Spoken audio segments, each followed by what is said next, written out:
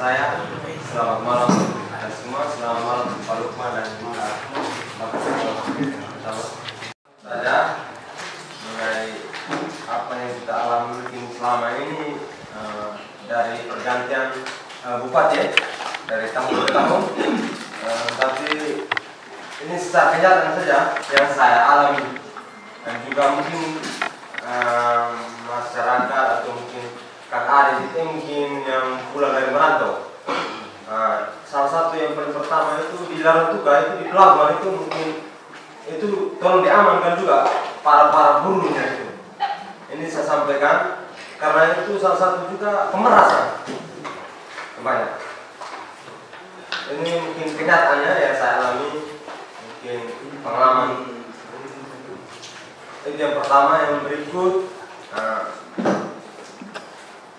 mengenai pelayanan juga.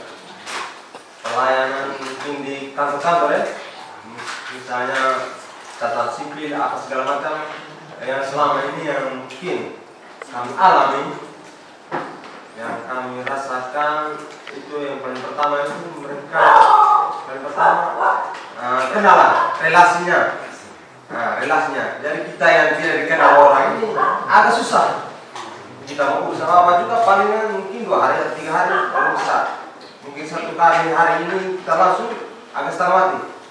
Jadi paling pertama pelayanan juga mungkin ketertiban di pelabuhan tadi. Yang berikut mengenai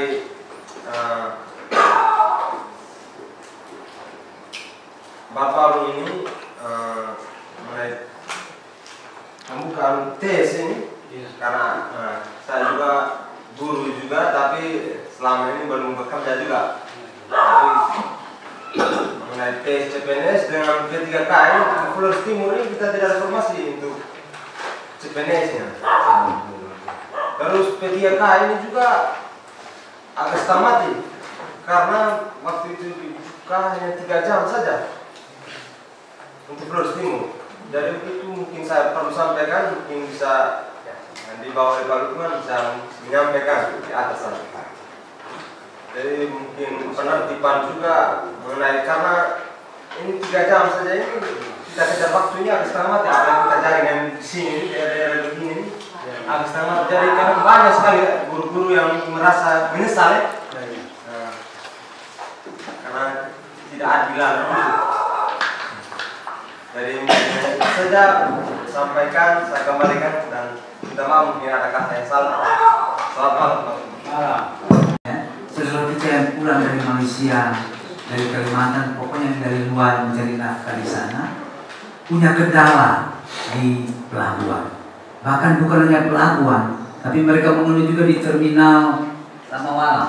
Itu dipungut biaya juga, sehingga kebingungan mereka. Ini sehingga kalau saya guru-guru ini sudah Pak Lukman sudah macam kayak bupati jadi.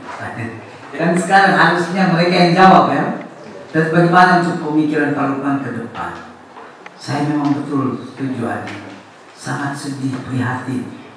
Orang yang mencari nafkah di luar sana dengan penuh keringat, air mata, mendapatkan sesuatu yang masuk di dalam karung dan lain sebagainya, sampai di sini dari kapal-kapal yang berlabuh di Limau ataupun yang lain sebagainya, dituntut biaya yang tinggi oleh para buruh.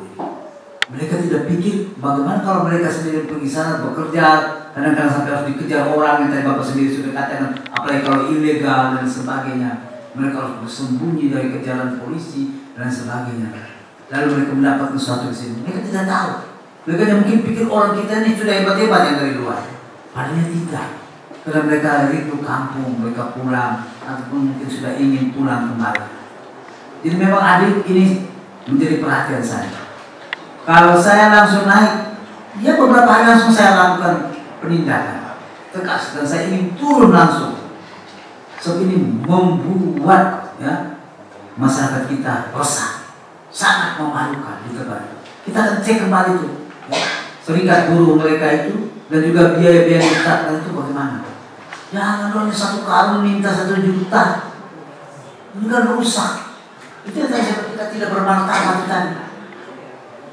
Orang semua mengeluh itu muat di berita sebenarnya orang Anjo baca di luar Flores Timur.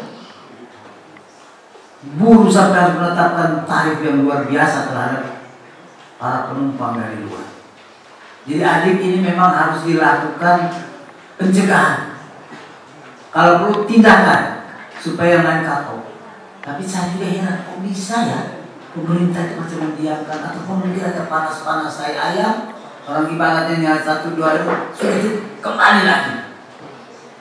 Karena rencananya itu aku masih seperti yang dulu. Nah ini kan kembali lagi.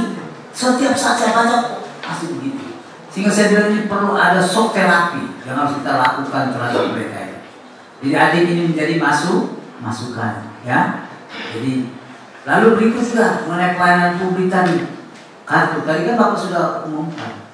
Bagaimana ke depan kalau yang harus bisa 1 hari? Kenapa kita harus membuat 1-3 hari? Ini kita tadi karena mental ASN-nya tadi. Sehingga saya bilang program Bapak itu kan ada di situ tuh. Reformasi birokrasi.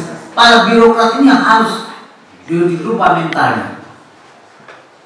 Kita melayani masyarakat secara keseluruhan sama di pandangan daripada para ASN.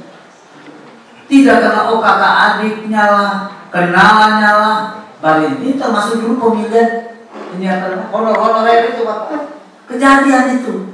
Engkau ada punya kenal orang dalam, tidak ada, nggak susah. Orang dalam masuk.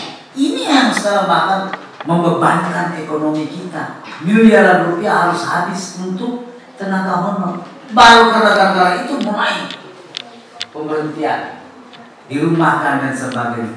Itu salah siapa? Salah Anda sendiri yang anggota dewan itu dengan kalau ada yang lucu saya punya tim satu perselingkuhan antara